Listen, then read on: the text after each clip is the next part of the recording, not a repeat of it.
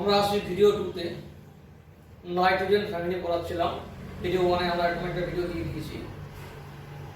এই নাইট্রোজেন ফ্যামিলিতে যে 5টি এলিমেন্ট আছে, নাইট্রোজেন, ফসফরাস, আর্সেনিক, অ্যান্টিমনি এবং বিসমাথ, তাদের ইলেকট্রনিক কনফিগারেশন আমাদের জানা হয়ে গেছে, তাদের ভ্যালেন্সিটা জানা হয়ে গেছে। এখন আমি ডিসকাস করব এদের অক্সাইড, তারপরে ক্লোরাইড। অক্সাইড কি হতে পারে? নাইট্রোজেনের +1 থেকে +5 পর্যন্ত এই জারণ সংখ্যা 5টি অক্সাইড নাইট্রোজেন তৈরি করে। নাইট্রোজেন +1 থেকে +5 পর্যন্ত এই 5টি জারণ সংখ্যা 5টি অক্সাইড তৈরি করে। Nitrous oxide, nitric oxide, nitrogen trioxide, nitrogen dioxide এবং নাইট্রোজেন পেন্টঅক্সাইড। এছাড়া যে বাকি মৌলগুলি আছে, ফসফরাস, আর্সেনিক, অ্যান্টিমনি এবং বিসমাথ, এই 4টি মৌল এরা +3 এবং +5 জারণ সংখ্যার অক্সাইড তৈরি করবে।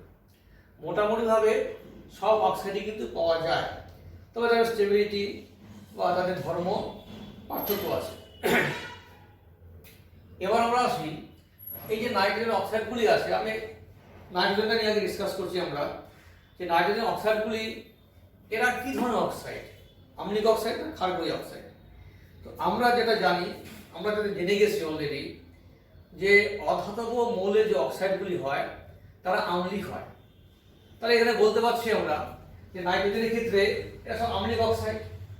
কিন্তু দেখা গেছে যে এই নাইট্রোজেনের এই দুটো অক্সাইড প্রসঙ্গ, বাকিরা আম্লিক হয় এবং এই আম্লিকতা জারণ সংখ্যা বৃদ্ধির সঙ্গে সঙ্গে বৃদ্ধি পায়। অর্থাৎ যত নিচের দিকে নামবো আমরা তত আম্লিকতা বাড়বে, অক্সাইডগুলো আম্লিকতা বাড়বে। অর্থাৎ এই অক্সাইডটাই জলের সাথে বিক্রিয়া করে যে অ্যাসিডটা তৈরি করবে তার আম্লিকতা অনেক বেশি হবে। জারণ সংখ্যা বৃদ্ধির সঙ্গে সঙ্গে আম্লিকতা বৃদ্ধি পাচ্ছে একটা ফ্যামিলিতে। আমরা যদি শুধু নাইট্রোজেনটাকে নিই, এবার এই নাইট্রোজেন থেকে এই যদি এইদিকে যাই, নাইট্রিক অক্সাইড, নাইট্রোজেন ট্রাইঅক্সাইড, এটা ফসফরাস ট্রাইঅক্সাইড, কিন্তু আমি লিখি P4O6, কারণ আছে। P4O6 কেন লিখেছি আমরা? অ্যাকচুয়ালি যোগটা হচ্ছে P2O3, এটা হচ্ছে S2O3। এরা হচ্ছে ডাইমারিক একটি অক্সাইড। এদের যে গঠন স্ট্রাকচারটা আছে, এদের যে গঠনটা আছে, সেই গঠনে দেখা যায় একক অণু হিসাবে, মানে P2O3 হিসাবে এদের থাকা টেন্ডেন্সি কম। এরা P4O6 হিসাবে, ডাইমার হিসাবে একটা বলের মতো আকারে থাকে। সেগুলো আমরা পরে ডিসকাস করব। তাহলে এই P2O3ও যা, P4O6ও তাই। তো এই নাইট্রোজেন থেকে বিসমাথে যখন আমরা যাব, অর্থাৎ উপর থেকে নিচে নামবো, আমরা দেখেছি যে নাইট্রোজেন এবং ফসফরাস এটা অধাতু, আর্সেনিক, অ্যান্টিমনি উভধর্মীয় মৌল, আর বিসমাথটা ধাতবের মধ্যে পড়ে। তাহলে এর অক্সাইডটা কিন্তু আম্লিক হতে পারে না, এটা দুর্বল ক্ষারকীয় অক্সাইড। আর এই দুটো হচ্ছে আম্লিকতাও আছে আবার ক্ষারকীয়ও আছে, উভধর্মীয় অক্সাইড, আর এরা আম্লিক অক্সাইড। তাহলে এই গ্রুপ বরাবর এই দিকে যদি আমরা আসি, তাহলে এদিক থেকে কি হবে? আম্লিকতা আস্তে আস্তে কমে যাবে। এটা ক্ষারকীয়, দুর্বল ক্ষারক। এটা এখানেও তাই হবে। এইটা ব্যাখ্যা, এই একই ব্যাখ্যা সেখানে হবে, একই ব্যাখ্যা হবে। এখানে এটা আম্লিকতা বেশি হবে, এর আম্লিকতা কম হবে, এটা একটু ক্ষারকীয় ধর্ম দেখাবে, এটা উভধর্মী হবে। তাহলে আম্লিকতাও +5 জারণ সংখ্যা বিশিষ্ট যে অক্সাইডগুলো আমরা পাচ্ছি, তাদের ক্ষেত্রেও যদি নাইট্রোজেন থেকে আমরা বিসমাথের দিকে আসি, তাহলে আম্লিকতা ধীরে ধীরে কমবে। এবং দেখা যাচ্ছে যে বিসমাথ পেন্টঅক্সাইড অ্যাকচুয়ালি এটা ক্ষারকীয় ধর্ম দেখায়, এটা দুর্বল ক্ষারকীয় অক্সাইড হয়। এখানে কিন্তু আমরা P4O10 লিখিনি, স্ট্রাকচারটি এরকমই পাওয়া যায়, P2O5 হিসেবে পাওয়া যায়। এই হচ্ছে এই অক্সাইডগুলো নিয়ে আমাদের ডিসকাশন। এটা খুব সোজা পয়েন্ট ছিল, অসুবিধা নেই, হয়তো বুঝে গেছো তোমরা। এবার আমরা আসি হ্যালাইডে আসবো।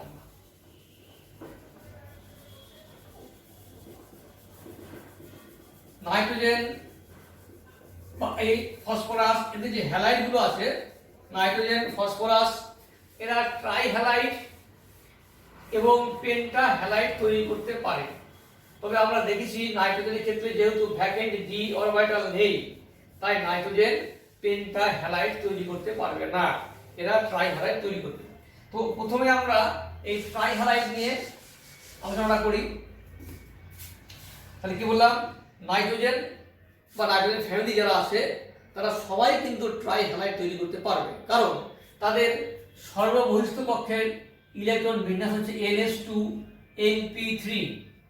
আচ্ছা, আমি এইভাবে ডিসকাস যদি করি আমরা, এখানে 1, এখানে 1, এখানে 1, এখানে 1 এবং 2, এই যে তিনটা ইলেকট্রন, এই তিনটা ইলেকট্রন যদি বন্ড ফর্মেশনে কাজে লাগে, অর্থাৎ এটা হচ্ছে s অরবিটাল, এটা p অরবিটাল, এখানে 2p আছে, এখানে 2s আছে, 2s এবং 2p তিনটে অরবিটাল, মোট 4টা অরবিটাল মিলে যে সংকরায়নটা হয় সেটা হচ্ছে sp3 সংকরায়ন। sp3 সংকরায়ন যদি হয়, আমরা যদি এখানে সেন্ট্রাল এলিমেন্টে e ধরি, e মানে এটা নাইট্রোজেন, ফসফরাস, আর্সেনিক, অ্যান্টিমনি, যে কেউ এটা হতে পারে, তাহলে এরকম 5টা অরবিটাল আমরা পাবো এরকম ভাবে। এই 5টা sp3 সংকরায়িত অরবিটাল পাওয়া যাবে, যার মধ্যে একটিতে 2টো ইলেকট্রন থাকবে আর বাকিগুলোতে একটি করে ইলেকট্রন থাকবে।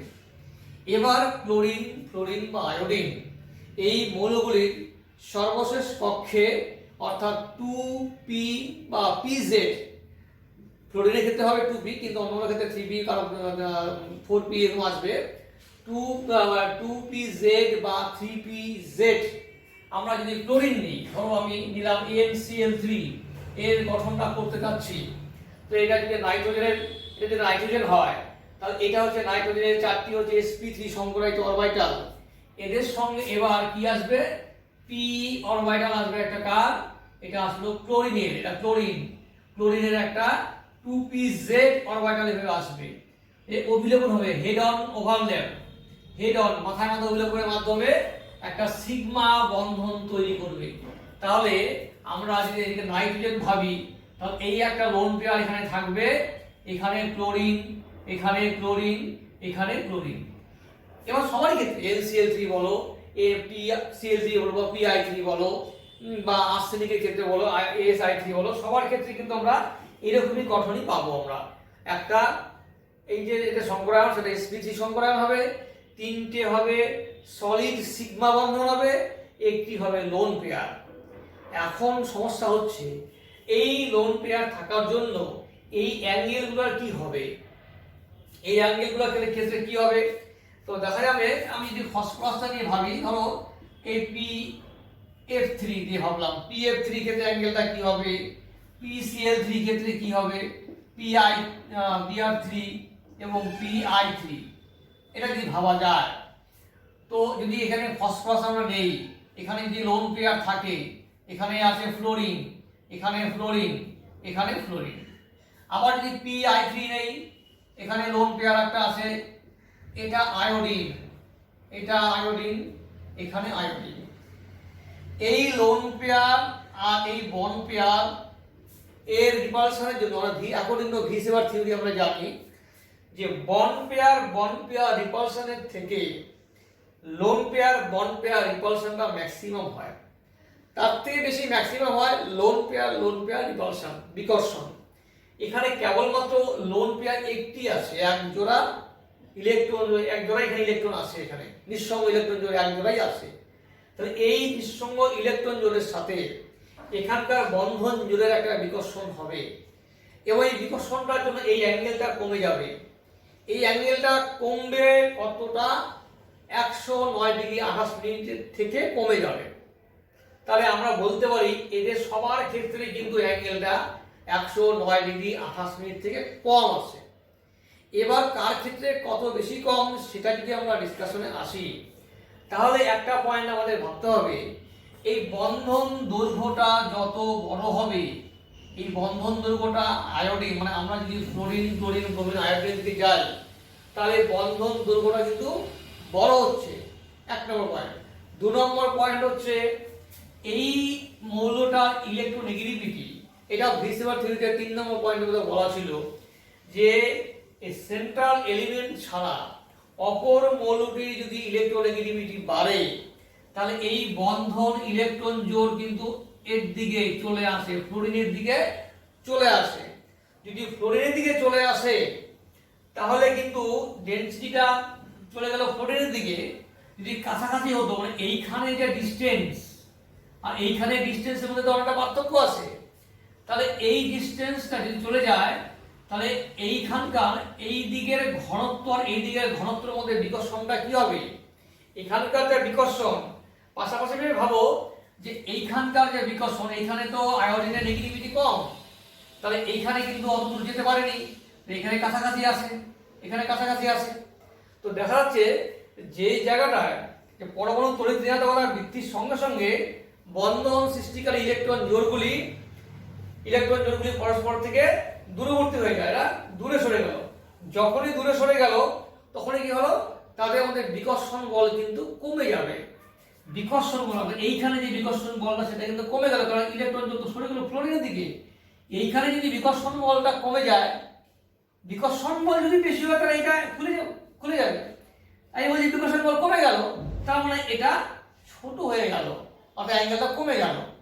তাহলে এই সেন্ট্রাল এলিমেন্ট বাদে অপর মৌলটির ক্ষেত্রে নেগেটিভিটি যত বাড়বে তো ইলেকট্রন জোট টানবে, ফলে এই ইলেকট্রন জোটটা কিন্তু সেন্ট্রাল এলিমেন্ট থেকে দূরে সরে গেল।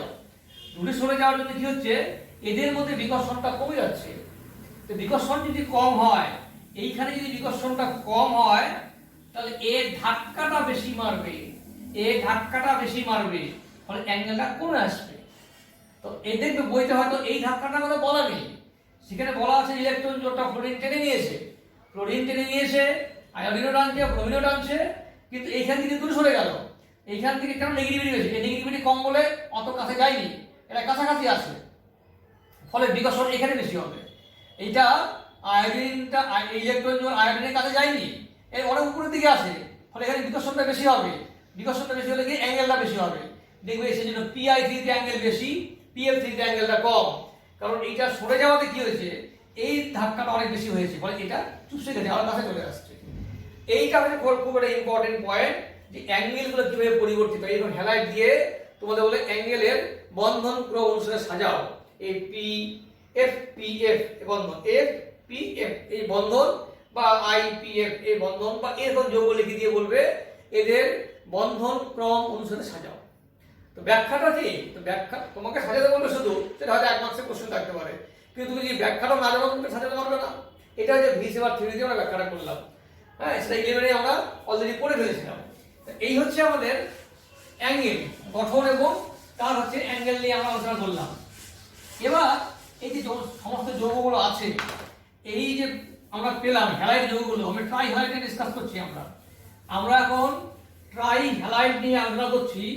এই ট্রাই হ্যালাইডের মধ্যে এবার বন্ধনের প্রকৃতি, স্থিতিশীলতা, তারপরে আরো যে তোমার এদের আদ্র বিশ্লেষণের ক্ষমতা, এইগুলো নিয়ে আমাদের ডিসকাশন এখানে আছে। তা আমি একটা পয়েন্ট ডিসকাস করছি। দেখো, আমরা কিছু পয়েন্ট এখানে কিছু কন্ট্রাডিক্টরি জিনিসপত্র আছে, যেমন হয়তো সিকোয়েন্সের সঙ্গে ঠিক মিলবে না, এই জন্য মাঝে মাঝে আমরা প্রায় কথাটা বলবো। আমি তোমাকে যদি বলি যে BiF3 বিসমাথ ট্রাইফ্লুরাইড, এই যৌগটা কি ধরনের যৌগ, হয় না, এখানে আমি বললাম NF3, এইটা কি ধরনের যৌগ, আর এটা কি ধরনের যৌগ যদি বলা হয়, বা NF3, তারপরে PF3, যদি এভাবে আসি আমরা, তাহলে আমরা কিভাবে ডিসকাশনটা আসবো যে কি ধরনের যৌগ।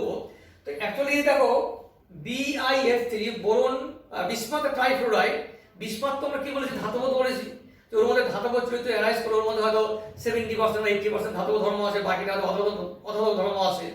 তাই আমরা বলেছি যে নাইট্রোজেন থেকে যখন বিসমাথে নামবো তখন ধাতব ধর্মটা বৃদ্ধি পাচ্ছে। তাই ধাতব ধর্ম যদি বৃদ্ধি পায়, আর ক্লোরিন তো ইলেকট্রোনেগেটিভ মৌল, তাহলে BiF3 কি যৌগ হবে, আয়নীয় যৌগ। আমরা তো জানি, আমাদের 8-9 যে নলেজ, সেখান থেকে আমরা জানি যে একটা ধাতুর সাথে অধাতুর যদি যৌগ তৈরি হয় সেটা আয়নীয় যৌগ হয়, তাহলে BiF3 আয়নীয় যৌগ। কিন্তু Bi এর অন্যান্য যে যৌগগুলি আছে, যেমন BiCl3, BiBr3, বা এখানে যদি বলি BiCl3 বা BiBr3, যদি এরা হয় তাহলে এরা কি ধরনের যৌগ হতে পারে, যেমন BiCl3, BF3, এরা কিন্তু পুরোপুরি তড়িৎ যুজি বলা যাবে না, কারণ এই ক্লোরিন এবং ব্রোমিন, এখানে ফ্লোরিনটা মোস্ট ইলেকট্রোনেগেটিভ মৌল, কিন্তু ক্লোরিনের নেগেটিভিটি তো অনেক কম, এবার 2.2 এরকম আছে নেগেটিভিটি, আর এটা হচ্ছে 4।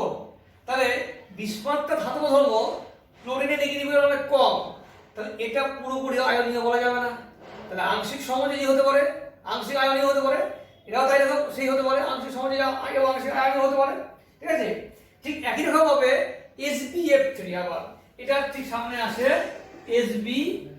SbF3, এটা নেগেটিভ, কিন্তু এটা কিন্তু পজিটিভিটি এর থেকে কম, কিন্তু নেগেটিভ মৌল। তাহলে এই যৌগটা SbF3 কি হবে, এটা কিন্তু আয়নীয় হবে না, এটা আংশিক সমযোজী এবং আংশিক তড়িৎযোজী প্রকৃতি হতে পারে। তো এইগুলো একটু আলোচনা করা যেতে পারে। তাহলে আমরা এটা কি হবে, NbF3 টা কি হবে, নাইট্রোজেন নেগেটিভ মৌল অধাতু, সোডিয়াম নেগেটিভ মৌল অধাতু, তাহলে এটা সমযোজী, এটা সমযোজী।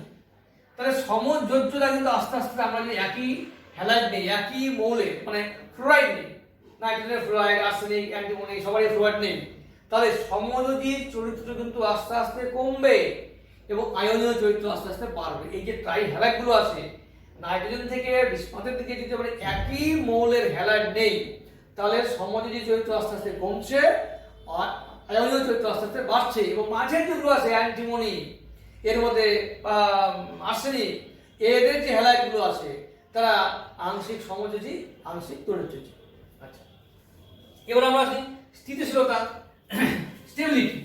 স্টেবিলিটি কাদের বলবো? আচ্ছা, যে যৌগটা সহজে বিয়োজিত হতে পারে না সেটা স্টেবল যৌগ, সেটা স্থিতিশীল যৌগ বলবো আমরা।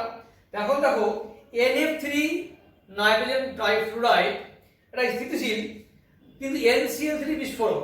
কিছু পয়েন্ট আমাদের মনে রাখতে হবে যে NCl3 বিস্ফোরক এর কিন্তু ব্যাখ্যা আমাদের কাছে নেই। তো অ্যাকচুয়ালি বিস্ফোরক কাদের বলা হয়?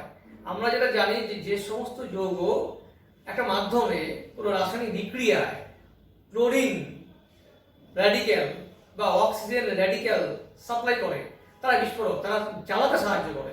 সেই রকম যদি যৌগ আমরা পাই তাহলে সেটা বিস্ফোরক। যেমন পটাশিয়াম ক্লোরেট বিস্ফোরক, অ্যামোনিয়াম নাইট্রেট NH4NO3 বিস্ফোরক। কেন? NH4NO3 ভাঙলে অ্যামোনিয়া পাওয়া যায়, নাইট্রাস অক্সাইড পাওয়া যায় N2O ইজিলি ভেঙে অক্সিজেন সাপ্লাই করে, সেজন্য বিস্ফোরণ হিসেবে মানে বিস্ফোরণের কাজে ব্যবহৃত হয়। তাহলে অ্যামোনিয়াম নাইট্রেট, পটাশিয়াম ক্লোরেট, ঠিক সেরকমভাবে NCl3 ওটা বিয়োজিত হয়ে চট করে ক্লোরিন বেরোতে পারে, ফলে ওটা বিস্ফোরণের কাজে লাগে। তাহলে কিন্তু NF3 কিন্তু স্থিতিশীল। কেন স্থিতিশীল?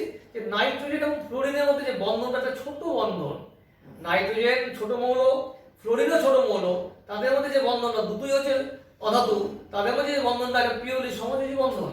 সমযোজী বন্ধন হতে গেলে কি সেটা শক্ত হয়, সেটা সহজে ভাঙবে না, ফলে স্থিতিশীল যৌগ আমরা বলতে পারি আমরা। এইভাবে বিভিন্ন অ্যাঙ্গেল থেকে ডিসকাশন করে আমাদের কিন্তু বলতে হবে। এগুলো মুখস্থ করা জিনিস নয়, একটু ব্যাখ্যামূলক জিনিস, একটু আলোচনা করে আমাদের মনে রাখতে হবে বা নিজেদের মধ্যে আলোচনা করবে।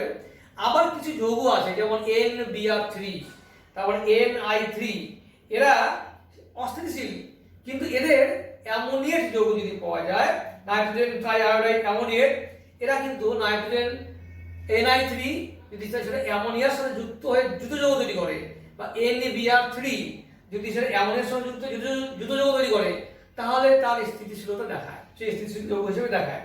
এরকম কিছু আমরা পাবো। এবার আমরা আসি এই যে ব্যাখ্যাগুলো কি। এই ব্যাখ্যাকে আমি প্রথমেই বললাম যে NCl3, NBr3 বা Ni3 যৌগে যার বন্ধন দৈর্ঘ্য যে আমি আবার লিখছি যে NCl3, এখানে NCl বন্ধন, NBr বন্ধন, Ni বন্ধন। তো বন্ধন দৈর্ঘ্য যার বড় সেটা দুর্বল, ব্রেক করে যায়। ফলে Ni বন্ধনটা যেহেতু তাড়াতাড়ি ব্রেক করে যায়, বন্ধন করে বড় বলে Ni3 যৌগটা হচ্ছে অস্থিতিশীল যৌগ। তো কি হয়, এবং আমরা অনেক সময় পড়েছি যে Ni3 বা আয়োডাইড জাতীয় কোনো যৌগ যদি থাকে, সেখান থেকে সহজে কিন্তু আয়োডিন বেরিয়ে, আয়োডিন মুক্ত আয়োডিন I2 হিসাবে বেরিয়ে যেতে পারে, তার অস্থায়ী যৌগ। অর্থাৎ আয়োডাইড বা আয়োডিন নিয়ে যদি যৌগ তৈরি করতে দেখি আমরা পাই, কিছু যৌগ পাই, আয়োডিন যেখানে আছে সেই যৌগটা যদি ব্রেক মানে কোনো বড় যৌগ হয়, বন্ধনটা যদি অবশ্যই বন্ধনটা বড়, যেহেতু আয়োডিন আছে বলে, আর যদি রেসপেক্টিভ মৌলটা ছোট হয়, যেমন এখানে N তো ছোট মৌল, আয়োডিনটা বড় মৌল, ফলে এদের মধ্যে যে বন্ধন দৈর্ঘ্য সেটা অনেক বড়, সেটা বড় বলে কি হয়, সেটা ব্রেক করে যায়, ইজিলি ব্রেক করে যায়, ফলে এটা অস্থিতিশীল। অর্থাৎ Ni3 সহজেই কিন্তু ভেঙে যায়, Ni3 সহজে ভাঙবে, কিন্তু NCl3 কিন্তু সহজে ভাঙবে না। তাহলে এবার কোনটা ভাঙছে কোনটা ভাঙছে না তার উপরে ডিপেন্ড করে কিন্তু আমরা আর্দ্র বিশ্লেষণের ব্যাপারটা আলোচনা করতে পারি। দেখা যাক আর্দ্র বিশ্লেষণের জায়গাটা আমরা আসি। এই সমস্ত ট্রাই হ্যালাইডের আর্দ্র বিশ্লেষণ।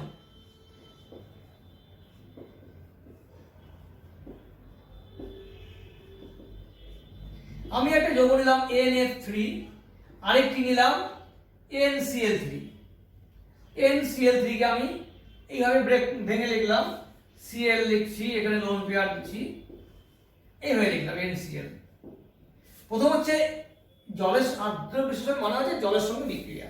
তো জলে কি আছে? লোন পেয়ার আছে। জলের অক্সিজেনের মধ্যে অ্যাটমের মধ্যে একটা লোন পেয়ার আছে, দুজোড়া। তো এই লোন পেয়ার দান করার মাধ্যমে বন্ধন তৈরি করে। লোন পেয়ার দান করবে কোথায়? যদি কারো নেবার জায়গা থাকে। তো নেবার জায়গা মানে কি আছে? এখানে NF3 আছে, নাইট্রোজেনে কোনো ভ্যাকেন্ট ডি অরবিটাল নেই, ফ্লোরিনেও কোনো ভ্যাকেন্ট ডি অরবিটাল নেই, তাহলে NF3 সহজে ভাঙতে পারে না। আমি আরো বললাম যে NF3 NF বন্ধনটা শক্ত, স্থিতিশীল, ব্রেক করবে না। তাহলে NF3 আর্দ্র বিশ্লেষিত হবে না due to the absence of vacant D orbital in any of either nitrogen or fluorine, কারোর মধ্যে ডি অরবিটাল নেই। Whereas NCl3 তে কিন্তু ক্লোরিনের মধ্যে কিন্তু ভ্যাকেন্ট ডি অরবিটাল আছে। ক্লোরিনের মধ্যে ভ্যাকেন্ট ডি অরবিটাল থাকার জন্য এটা কিন্তু জল দিয়ে আর্দ্র বিশ্লেষিত হয়। তবে কি তৈরি হয় এবার দেখা যাক কি তৈরি হচ্ছে এখানে। তো জল দিয়ে যদি আর্দ্র বিশ্লেষিত হয় তাহলে হাইড্রোজেন, এই অক্সিজেন, এই হলো আমার জল। কি হবে, কি হতে পারে দেখা যাক। আমরা যদি খুব সিম্পলি ভাবি কি হতে পারে, এই নাইট্রোজেন হাইড্রোজেন বন্ধন হতে পারে, HOCl বেরোতে পারে। আবার সেখানে নাইট্রোজেন এখানে বন্ধন হলো, হাইড্রোজেন বন্ধন হলো, HOCl বেরিয়ে গেল, এটা হতে পারে। এবার কথা হচ্ছে যে লোন পেয়ার যেটা আছে, এখানেও তো লোন পেয়ার আছে এবং ভ্যাকেন্ট ডি অরবিটাল আছে। এখানে ভ্যাকেন্ট ডি অরবিটাল নেই, এটা মাথায় রাখতে হবে। ভ্যাকেন্ট ডি কোথায় আছে? এখানে ভ্যাকেন্ট ডি অরবিটাল প্রেজেন্ট আছে। তাহলে সেই ভ্যাকেন্ট ডি অরবিটালে এই লোন পেয়ার দান করবে। এটা মনে হতে পারে স্যার এখানে তো লোন পেয়ার আছে, এই লোন পেয়ারগুলো তাহলে কি সমস্যা করবে না? এরা আসে হচ্ছে পি অরবিটালের মধ্যে, কিন্তু এই লোন পেয়ার যাবে হচ্ছে ডি অরবিটালের মধ্যে, ডি অরবিটালটা ফাঁকা আছে। তাহলে এই লোন পেয়ারটা এখানে আসবে আবার। তাহলে আলটিমেটলি কি দাঁড়ালো?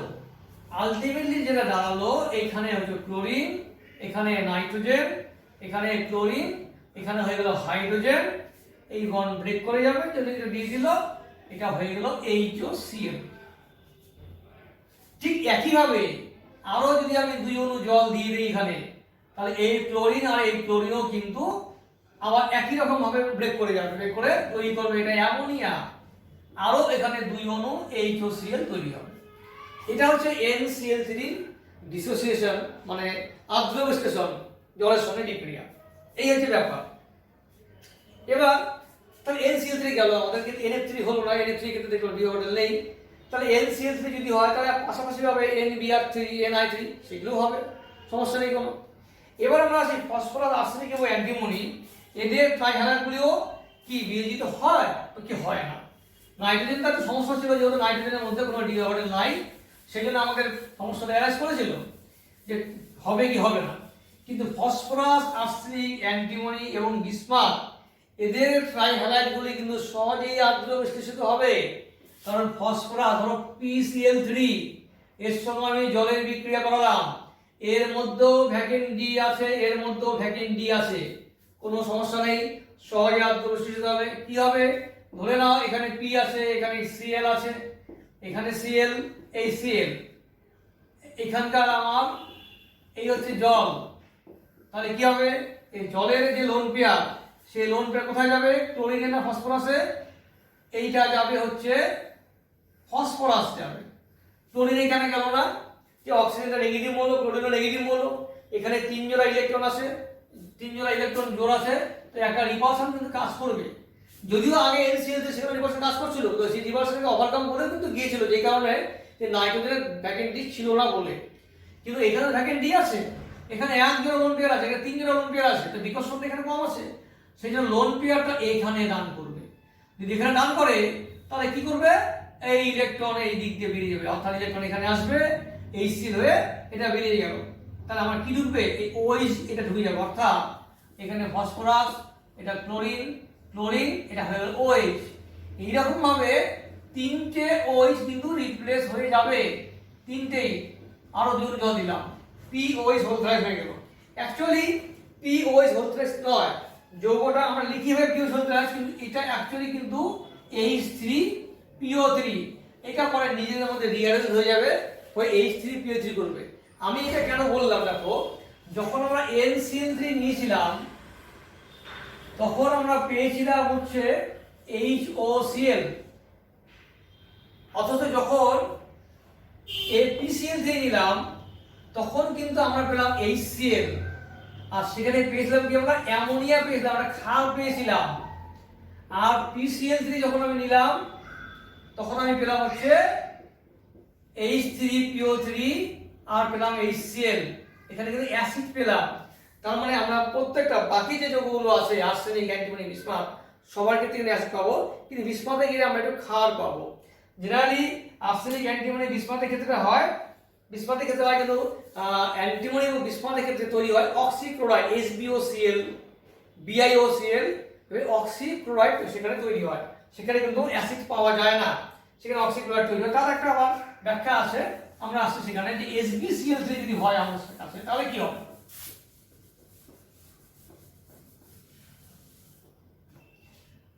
ধরো দেওয়া আছে HbCl3, তার সঙ্গে আমরা জল মেশালাম, এখানে কি প্রোডাক্ট তৈরি হবে?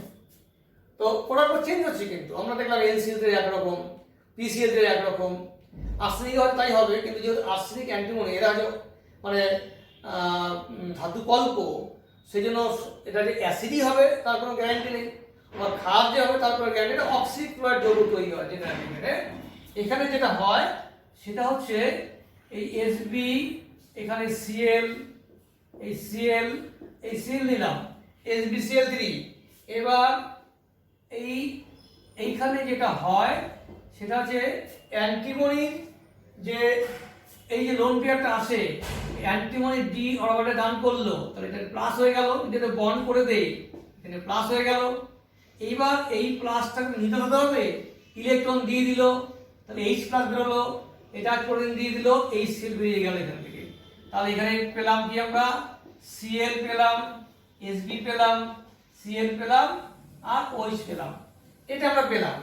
এবার হয় কি এই OH এই দিয়ে দিবে আর HCl বেরিয়ে গেল, অর্থাৎ এখানে Hb ডাবল বন্ড ও এখানে Cl, এই হচ্ছে HbOCl যৌগ তৈরি হলো, HbOCl অক্সিক্লোরাইড, এখান থেকে HCl বেরিয়ে যাবে। এইভাবে তৈরি হচ্ছে তোমার HbOCl, এবং BiOCl একই রকম তৈরি হবে, অর্থাৎ অ্যান্টিমনি ও বিসমাথের ক্ষেত্রে আমরা পাবো অক্সিক্লোরাইড। তাহলে আমরা তিন জায়গায় তিন রকম দেখলাম। অ্যামোনিয়ার ক্ষেত্রে তৈরি হলো একটা বেস, ফসফরাসের ক্ষেত্রে তৈরি হলো একটা অ্যাসিড, আর্সেনিকের ক্ষেত্রেও অ্যাসিডই পাওয়া যাবে, আবার এটাও পাওয়া যায়, আর্সেনিক ঠিক মাঝখানে আসে বলে দুটো যৌগই পাওয়া যায়। হ্যাঁ, আর্সেনিক অ্যাসিডে পাওয়া যায়, আবার এই তোমার HbOCl যেমন লিখলাম এখানে Cl, আর্সেনিক, অক্সিজেন, এটাও পাওয়া যায়। আর HbOCl আর BiOCl অর্থাৎ অ্যান্টিমনি, বিসমাথের ক্ষেত্রে অক্সিক্লোরাইড আমরা পাবো। এই হচ্ছে অ্যাসিড ক্লোর হ্যালাইড ক্লোর আদ্র বিশ্লেষণ বিক্রিয়া। এবার আমরা দেখি লুইস অ্যাসিড হিসেবে কাজ করে না লুইস ক্ষার হিসেবে কাজ করে। আর্সেনিক, অ্যান্টিমনি ও বিসমাথের ট্রাইহ্যালাইডগুলি এদের ডি অরবিটালের উপস্থিতির জন্য এরা কিন্তু এক জোড়া ইলেকট্রন গ্রহণ করতে পারবে। আর্সেনিক, অ্যান্টিমনি এবং বিসমাথ এদের হ্যালাইডগুলো ধরো HCl3, HbCl3 বা BiCl3, এদের প্রত্যেকের মধ্যে আর্সেনিক, অ্যান্টিমনি, বিসমাথের মধ্যে ভ্যাকেন্ট ডি অরবিটাল আছে। এই ভ্যাকেন্ট ডি অরবিটাল থাকার জন্য এরা এক জোড়া ইলেকট্রন গ্রহণ করতে পারে। এক জোড়া ইলেকট্রন গ্রহণ করতে পারে বলেই এরা লুইস অ্যাসিড হিসেবে কাজ করে। যেমন ফসফরাসের ক্ষেত্রে আমরা দেখি, ফসফরাসের ক্ষেত্রে আমরা কি জানি PF3 এর সঙ্গে ফ্লোরিনের যদি যোগ হয় তাহলে কিন্তু PF5 যৌগ তৈরি হয়। PF5 যৌগ তৈরি হয় ফসফরাস পেন্টাফ্লোরাইড। কেন? যে ফসফরাসে যেহেতু ভ্যাকেন্ট ডি অরবিটাল আছে তাই ফ্লোরিনের ইলেকট্রনটা ভ্যাকেন্ট ডি দিকে ঢুকবে, কিন্তু তার আগে সংকরণ ঘটবে। আচ্ছা, আর কি আছে? ধরো অ্যান্টিমনি SbCl3 আছে বা SbF3 আছে। SbF3 মধ্যে যদি আমরা ফ্লোরাইড ঢোকাতে চাই তাহলে কি হবে? SbF5, এটা 2 মাইনাস, এটা তৈরি হবে, দুটো লিখলাম। এই যে দুটো ফ্লোরিন তার যে ইলেকট্রন জোড় সে কোথায় দান করলো? অ্যান্টিমনির ভ্যাকেন্ট ডি অরবিটালে দান করলো, করে দুটো অসমমিত যে বন্ধন তৈরি করলো। তাহলে এটা গ্রহণ করলো, অ্যান্টিমনি ফ্লোরাইডটা ইলেকট্রন পেয়ার গ্রহণ করলো, তাই এটা লুইস অ্যাসিড হিসেবে কাজ করবে।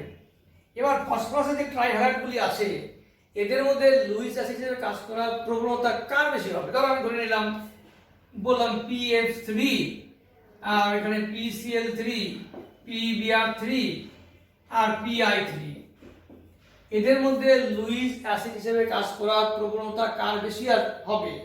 যেখানে সহজে ইলেকট্রন ঢুকতে পারবে তার বেশি হবে। এই ফসফরাস, এই যে চারটা ফসফরাসে, এই চারটা ফসফরাসের মধ্যে যেখানে সহজে ইলেকট্রন জোড় ঢুকতে পারবে অর্থাৎ অসমযোজী বন্ধন তৈরি করতে পারবে সেখানে তার লুইস অ্যাসিডিটি বেশি হবে। কার ক্ষেত্রে হবে? এর ক্ষেত্রে বেশি হবে। কেন হবে? যে এখানে ফসফরাস আর ফ্লোরিন যে বন্ধন, আর এখানে ফসফরাস ক্লোরিন বন্ধন, ইলেকট্রন জোড়ে টানলো, এখানকার বন্ধন জোড়কে টেনে নিয়েছে। তাহলে তিনটে ফ্লোরিন আছে, তিন দিক থেকে ইলেকট্রন জোড় টেনেছে, ফলে এর মধ্যে একটা পজিটিভিটি ক্রিয়েট করছে, পজিটিভ চার্জ ক্রিয়েট করছে। এখানেও টানবে কিন্তু ফ্লোরিনের থেকে কম টানবে, ফলে পজিটিভিটি এখানে কম। অর্থাৎ তাহলে এইখানে ইলেকট্রন ঘনত্ব কম, এই ফ্লোরিন থাকার জন্য, তাহলে পজিটিভিটি কম, তাহলে সহজেই কিন্তু ও বাইরের থেকে এফ নেগেটিভ যে আসে ইজিলি ঢুকতে পারবে। তাহলে এর ক্ষেত্রে কিন্তু লুইস অ্যাসিডিটি বেশি হবে, আস্তে আস্তে এদিকে কমে যাবে। এই হচ্ছে ফ্যাক্টর, এইগুলো খুব দরকার, এগুলোই 1 মার্কসের কোশ্চেনে বা এমসিকিউতে এগুলো থাকে। একই রকম ভাবে আমরা যদি নাইট্রোজেনের ক্ষেত্রে আলোচনা করি তাহলে কি হবে? এটা ফসফরাসের ক্ষেত্রে গেল। এবার নাইট্রোজেনের হ্যালাইডগুলো যদি আমরা নেই, নাইট্রোজেনের যে হ্যালাইডগুলো আছে, ক্লোরাইড, ব্রোমাইড, আয়োডাইড, ফ্লোরাইড, তাদের ক্ষেত্রে দেখো Ni3,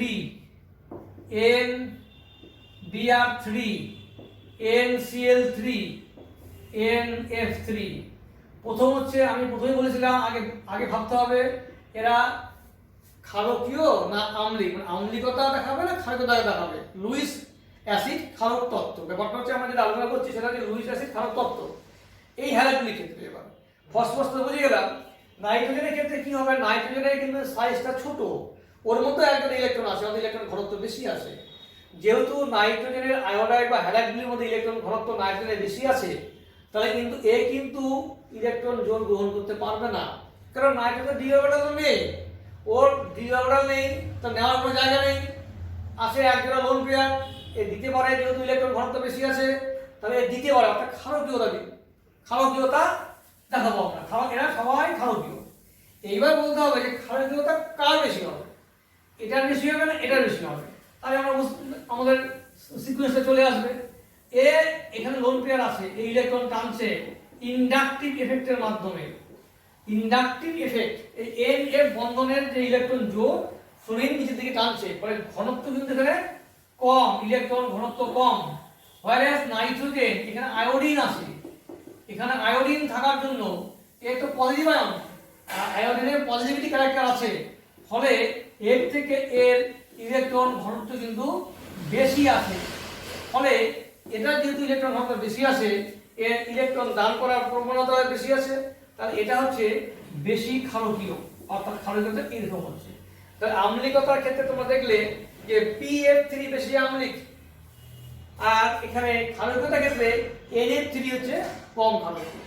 তাহলে ট্রাইহ্যালাইডের ক্ষেত্রে লুইস অ্যাসিড যে চরিত্রগুলো সেটাও আমরা ডিসকাস করলাম। এবার আমরা ডিসকাস করছি পেন্টাহ্যালাইড, নাইট্রোজেন ফ্যামিলির পেন্টাহ্যালাইডস।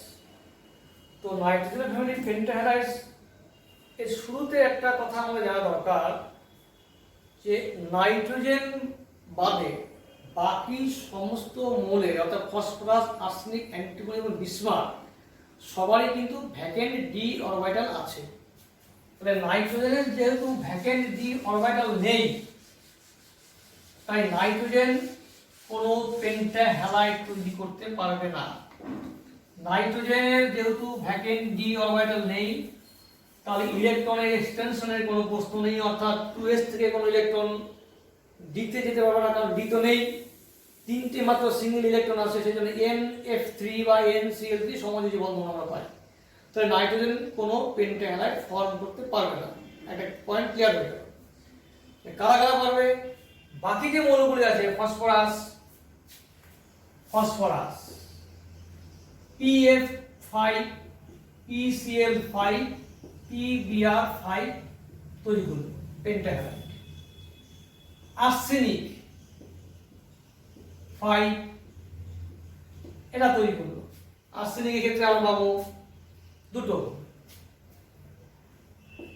অ্যান্টিমনি SbF5 SbCl5 আর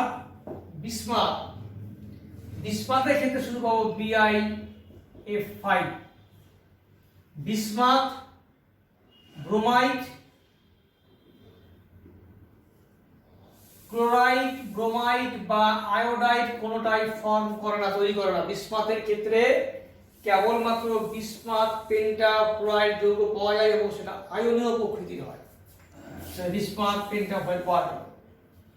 ফসফরাসের ক্ষেত্রে আমরা তিনটি পাচ্ছি, আর্সেনিক এবং অ্যান্টিমনির ক্ষেত্রে দুটো করে পাচ্ছি। কারণটা কি?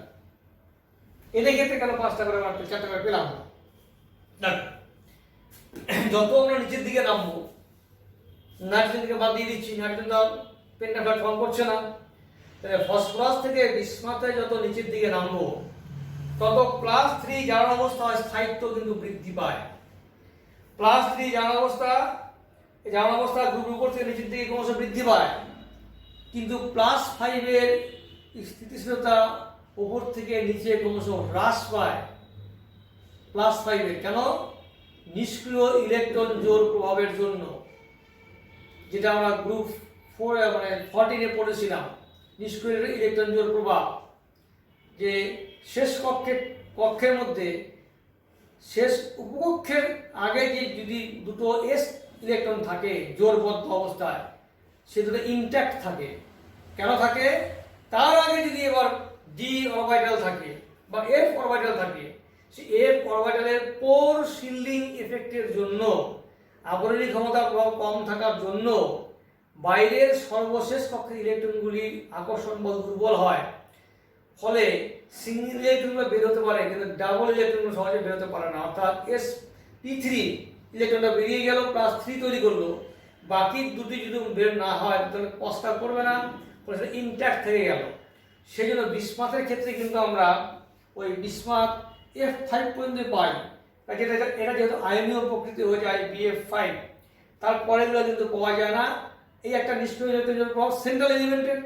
দ্বিতীয় প্রভাব হচ্ছে, এতে যখন গঠনাকৃতি আলোচনা করব, এই যে ক্লোরিন, ব্রোমিন বা আয়োডিন, এরা যখন একটা এলিমেন্টের সঙ্গে 5টা বন্ধন করবে, তখন স্টেরিক হিন্ডেন জনিত কারণে তাদের মধ্যে একটা বিকর্ষণ বল কাজ করে, ফলে +5 যদি কম্পাউন্ড তৈরিও করে ফেলে, সে তখন তাড়াতাড়ি সেটাকে ভেঙে গিয়ে +3 দিকে চলে যায়, কারণ +3 তার ক্ষেত্রে স্টেবল।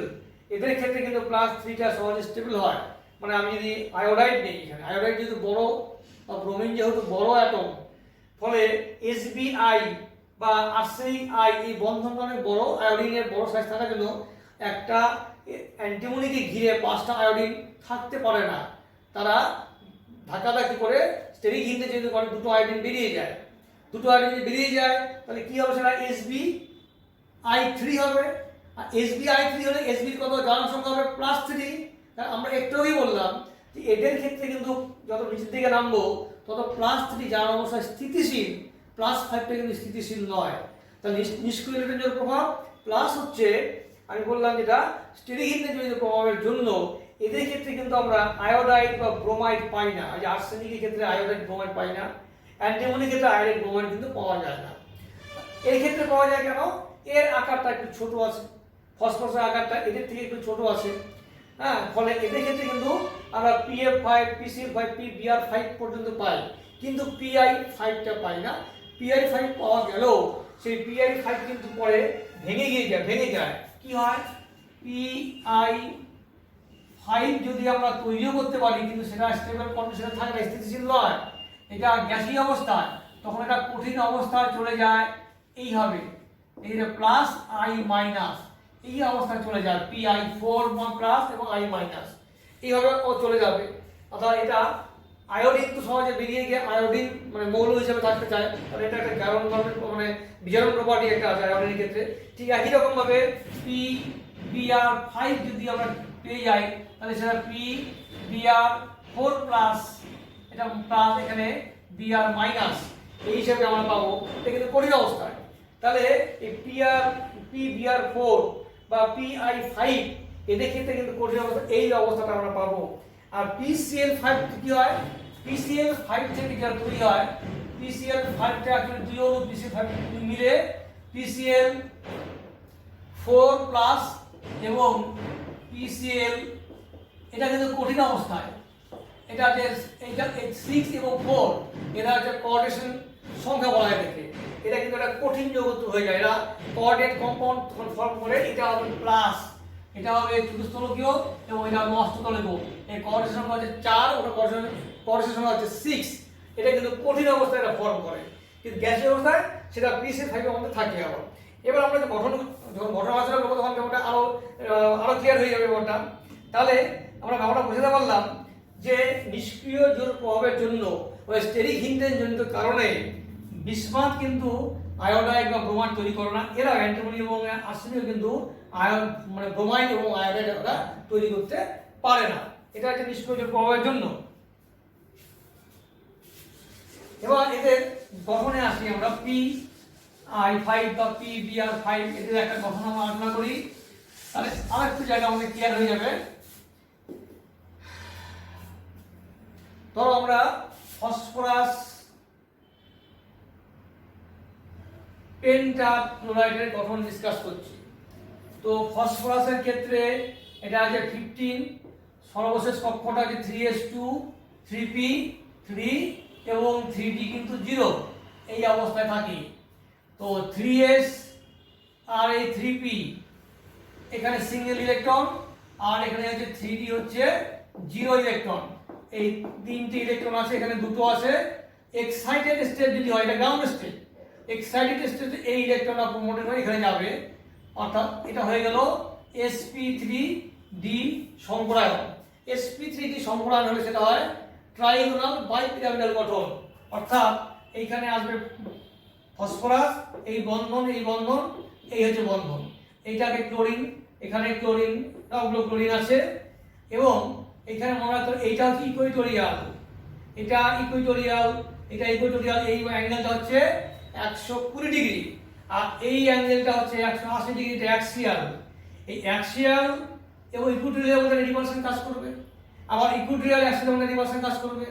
তো এই অ্যাক্সিয়ালের ক্ষেত্রে রিভার্সনটা বেশি হওয়ার জন্য এদের বন্ধন দৈর্ঘ্যটা কিন্তু একটু বড় হয়। এই ক্লোরিন, এই উপরের ক্লোরিন এবং নিচের ক্লোরিনের বন্ধন দৈর্ঘ্যটা এর থেকে একটু বড় হয়, কারণ এর ক্ষেত্রে রিভার্সনটা একটু বেশি হয়, 90 ডিগ্রি আছে এখানে, 90 ডিগ্রি অ্যাঙ্গেল আছে এখানে, এটার জন্য এই দৈর্ঘ্যটা একটু বেশি হয়। ফলে এই PCl5 যখন ভাঙে তখন এটা তৈরি করবে PCl3 প্লাস Cl2, এই জন্য PCl5 কে বলা হয় ক্লোরিনেটিং এজেন্ট বলা হয়।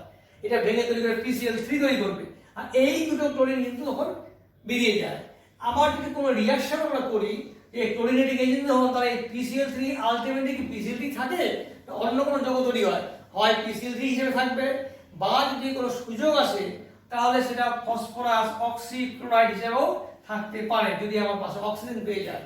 এটার গঠন কিন্তু আবার এই রকম গঠন, এটার গঠনটা হবে এই রকম, P এটা ক্লোরিন, এটা ক্লোরিন আছে, এখানে অক্সিজেন আছে, এটার গঠন এটা ফসফরাস অক্সিক্লোরাইডের এটা হচ্ছে গঠন। তাহলে এই ইকুইটোরিয়াল আর হচ্ছে দুটো হচ্ছে অ্যাক্সিয়াল বন্ধন দৈর্ঘ্যটা বড় হওয়ার জন্য এটা দুর্বল হয়, যদি এটা ব্রেকিং হয় তাহলে এই ইকুইটোরিয়ালটা কিন্তু ব্রেক করবে না, অ্যাক্সিয়াল বন্ডটা ব্রেক করে দুটো ক্লোরিনকে বের করে দেবে, এই জন্য আমরা বলি PCl5 হচ্ছে একটা ক্লোরিনেটিং এজেন্ট। এবং এর যে ডিসকাশন আমাদের ছিল, আমরা গঠনের কথা বললাম যে গ্যাসীয় অবস্থা থাকে PCl5 হিসাবে, কিন্তু যদি সেটা এবং সেটা সমযোজী, পিওরলি সমযোজী বন্ধন, গ্যাসীয় অবস্থায় পিসিএল ভাই পুরোপুরি সমযোজী বন্ধন, কিন্তু যদি সেটা এবং তার তাপের স্থায়িত্ব যথেষ্ট তাপের স্থায়িত্ব আছে, কিন্তু ইকুইটোরিয়াল বন্ধন দুটো অ্যাক্সিয়াল বন্ধন দুটো দুর্বল হওয়ার জন্য ভেঙে যায়, তাহলে PCl5 এর স্থায়িত্ব আমরা বলতে পারি PCl3 থেকে কম। যেহেতু এটা ভাঙে দুটো ব্রেক করে যায়, তাহলে পেন্টা ক্লোরাইডগুলোর স্থায়িত্ব বলবো ট্রাই ক্লোরাইড থেকে অনেক কম হবে। কেন? ট্রাই ক্লোরাইডের ক্ষেত্রে, ট্রাই হ্যালাইডের ক্ষেত্রে +3 জারণ সংখ্যা কাজ করে। +3 যেটা স্থিতিশীল জারণ সংখ্যা, +5 কিন্তু নিচের দিকে মৌলগুলোর ক্ষেত্রে অর্থাৎ আর্সেনিক অ্যান্টিমনি ইস্পাতের ক্ষেত্রে কিন্তু +3 জারণ সংখ্যাটা স্থিতিশীল নয়। এই +3 জারণ সংখ্যাটা স্থিতিশীল, কিন্তু +5 জারণ সংখ্যাটা স্থিতিশীল নয়, কারণ সেখানে নিষ্ক্রিয় ইলেকট্রন জোন প্রভাবটা কাজ করছে। ফলে PCl3 সহজে কিন্তু ভাঙছে, ভেঙে তৈরি করছে PCl5 সহজে ভাঙছে, ভেঙে তৈরি করতে PCl3 এবং হচ্ছে Cl2। তাই এটা ক্লোরিনের এজেন্ট।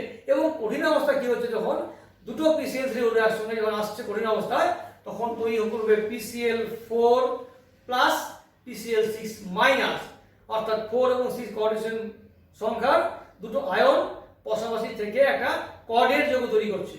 সেখানে কিন্তু ওই ভ্যাকিং ডি অরবিটাল কাজে লাগছে। কারণ PCl6 আমরা আগে বলেছিলাম, PCl6 মাইনাস মানে কি, PCl5 আছে আর একটা Cl নেগেটিভ এসে ফসফরাসের সঙ্গে একটা অসমযোজী বন্ধন তৈরি করে, PCl করে একটা 6 কোঅর্ডিনেশন সংখ্যার একটা আয়ন তৈরি করে, যাকে আমরা বলছি কোঅর্ডিনেট যৌগ। যে যখন আমরা দেখাবো সেই কোঅর্ডিনেট যৌগের মধ্যে কিন্তু এখন PCl6 মাইনাস আমরা পেয়ে যাব। এটা কঠিন অবস্থা আমরা পাই। তাহলে এই PCl6 যখন বললাম মাইনাস, আমরা বললাম PCl6 মাইনাস হতে পারে, PCl6 মাইনাস, এটা হচ্ছে এই 6টা হচ্ছে কোঅর্ডিনেশন নাম্বার 6। তাহলে এটা গঠন কি হবে, এটা অষ্টতলকীয় গঠন হবে, এই রকম গঠন হবে। ফসফরাস এই আসবে, এই হচ্ছে আর এই হচ্ছে, আর এইটা দান করলো, এখানে এই ক্লোরিনটা তার নেগেটিভ দান করলো বলে আমি আরো দিয়ে লিখলাম। আর এইগুলো পিওর সমযোজী বন্ধন। এই হচ্ছে আমার গঠন, নিচের দিকে একটা চতুস্তলক, উপরের দিকে একটা চতুস্তলক আছে। এই হচ্ছে অষ্টতলকীয় গঠন আমরা পেলাম। এবার আমরা আসি, এই হচ্ছে আমাদের গঠনের নিয়ে আলোচনা। এরপরে আমরা আসবো আর্দ্র বিশ্লেষণ। তো আর্দ্র বিশ্লেষণ কার কার ক্ষেত্রে হতে পারে বা কেন হতে পারে আমরা দেখি। আমরা ট্রাই মানে হ্যালাইডের ক্ষেত্রে দেখেছি আর্দ্র বিশ্লেষণ ব্যাপারটা, এখানেও পাবো আমরা PF5, তার ক্ষেত্রে আর্দ্র বিশ্লেষণ হয়, হয়ে তৈরি হয়। এখানে কিন্তু তৈরি হবে ওই যেটা বলছিলাম, দুটো ফ্লোরিন বেরিয়ে যাবে, সেটা অক্সিজেন ঢুকবে, POF3। এই দুটো অক্সিজেন, এই অক্সিজেনটা দুটো ফ্লোরিনের জায়গায় ডাবল বন্ড তৈরি করলো, আর দুটো ফ্লোরিনের মিলে হয়ে গেল 2HF। এই হলো একটা। এবার যদি এটা PCl5 হয়, দেখা গেছে সেখানে কিন্তু আবার একটু অন্যরকম রিয়াকশন হয়। সেই রিয়াকশনটা যেখানে তৈরি হয়, আমরা PCl3 নিয়ে করেছিলাম, সেখানে পেয়েছিলাম ফসফরাস অ্যাসিড, আর এখানে পাবো ফসফরিক অ্যাসিড H3PO4 আর পাবো জল। মানে ব্যালেন্স করলাম না, এই প্রোডাক্টটা পাওয়া যাবে। এই হচ্ছে আমাদের পেন্টাহ্যালাইড নিয়ে আলোচনা। পেন্টাহ্যালাইডের গঠনটা মেনলি দরকার, প্রস্তুতি আমরা সহজে পেয়ে যাবো। আমরা পেন্টাহ্যালাইডের প্রস্তুতি পরেও পাবো, যখন আমরা ফসফরাস পাবো সেখানে আমরা ফসফরাস পেন্টাহ্যালাইডের প্রস্তুতি পেয়ে যাবো। কিন্তু মেনলি গঠন ব্যাপারটা দরকার, এবং ছিল আর্দ্র বিশ্লেষণ দরকার।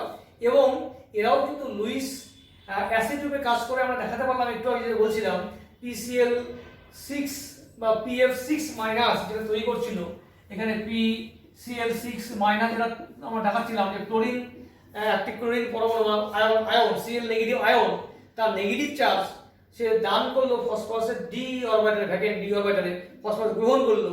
তাই গ্রহণ করলো, ইলেকট্রন গ্রহণ করলো, মানে সে লুইস অ্যাসিড রূপে কাজ করলো। তাহলে PCl5 লুইস অ্যাসিড রূপেও কাজ করতে পারে। ঠিক আছে, এই হচ্ছে আমাদের নাইট্রোজেন পরিবারের টোটাল প্রাথমিক আলোচনা যেগুলো আসে, রাসায়নিক এবং ভৌতধর্ম এবং তার কিছু চরিত্র, তার কিছু যৌগের গঠন, হ্যালাইড হাইড্রাইডের গঠন নিয়ে আমরা আলোচনা করলাম।